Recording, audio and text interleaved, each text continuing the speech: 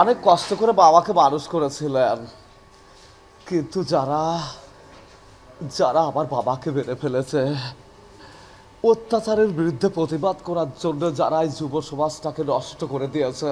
আসলে ছোটবেলা থেকে আমি ছোটোখাটো ফাংশনে গ্রামের অঞ্চলে অনুষ্ঠান দিয়ে মানুষকে হাসানো, কাঁদানো ছোটোকাল থেকে আমার কাজ। কিন্তু এত বড় পর্দায় আমাকে দেখা যাবে কখনো ভাবতে পারিনি। আসলে সবই মহাপ্রভুর কৃপা। আর মেন কথা হচ্ছে ছোটোকাল থেকে কষ্ট। আর আমার জীবনটা সুখে থাকতে ভালো লাগে না, কষ্টের জীবনটা আমার মনে হয় যেন সব থেকে ভালো।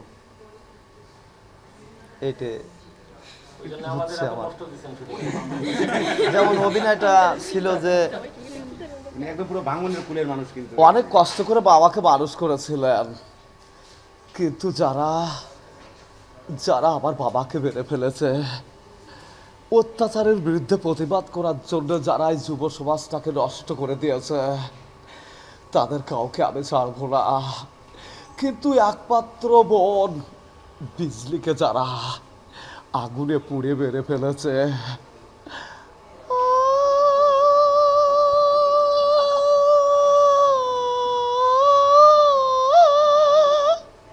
আমি তাদেরকে ছাড়বো না।